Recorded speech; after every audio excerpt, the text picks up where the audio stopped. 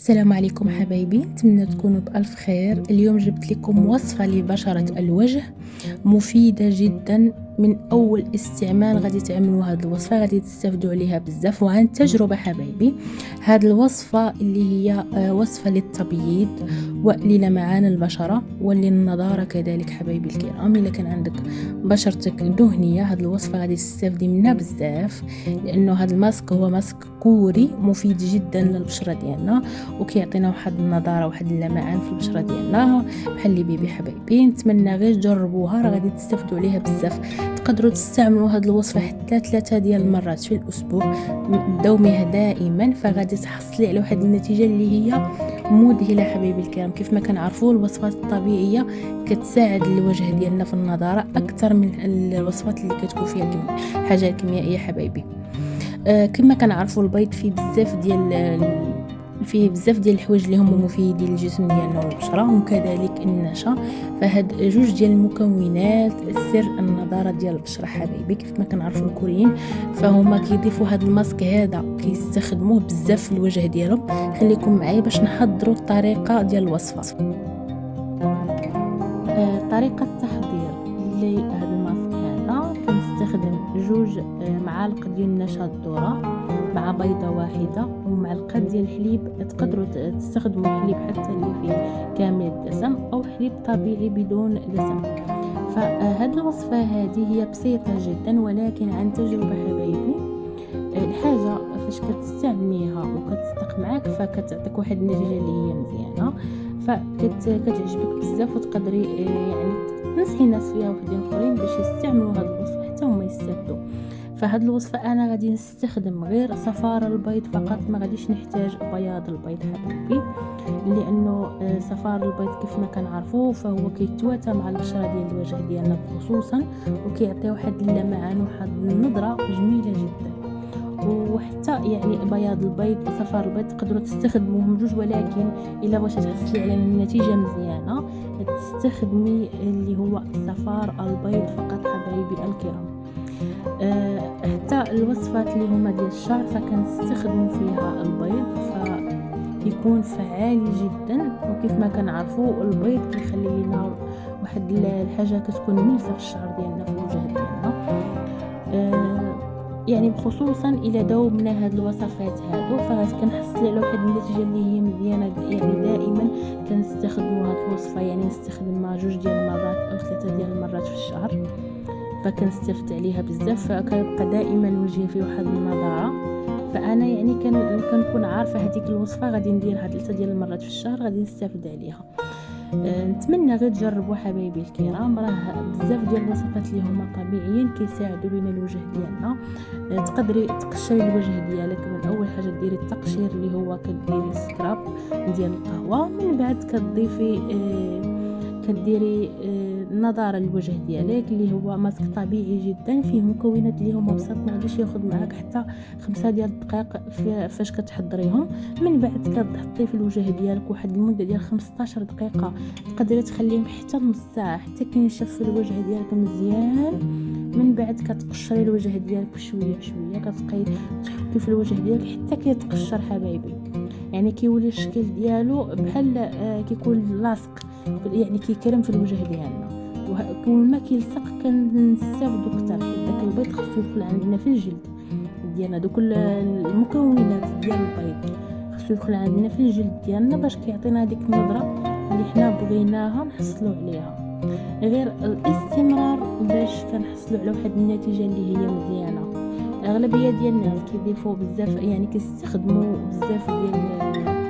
بزاف ديال الوصفات اللي فيها حوايج كيميائيه نفترض وما كيكونش فيها واحد النتيجه. الحاجه الطبيعيه دائما كتكون مفيده للجسم ديالنا. اول حاجه تقدر تضيفي شي حاجه اللي ما تناسبش للوجه ديالك، فكيكون عندك الحبوب. فبزاف ديال الحوايج كتضيفيهم هما بساط جدا كتستافدي عليهم.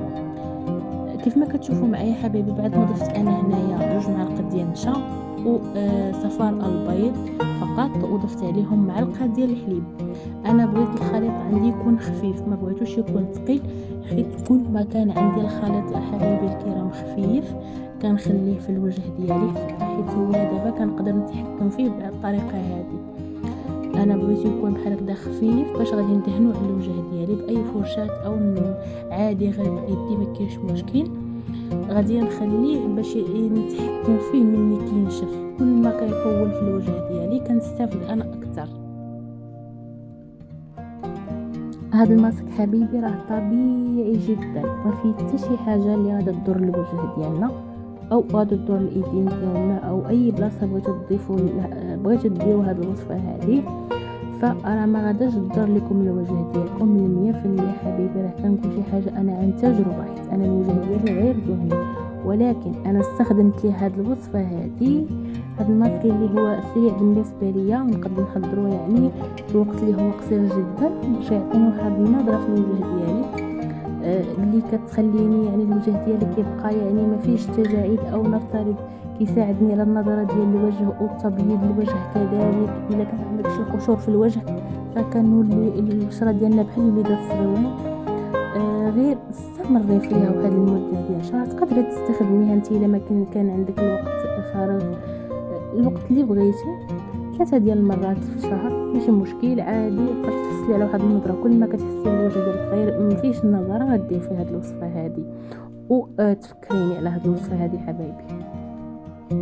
كيف ما كنعرفوا اغلبيه ديال الكوريين حبايبي الكرام كتلقاي العمر ديالهم كبير، اليدين ديالهم فيهم تجاعيد الا الوجه ديالهم، حيت كيستخدموا هما الوحيدين اللي كيستخدموا هذه الوصفه الطبيعيه مخصوص عندهم اللي هو اكثر وصفه كيستخدموها بزاف اللي هو النشا الذره وصفار البيض حبايبي.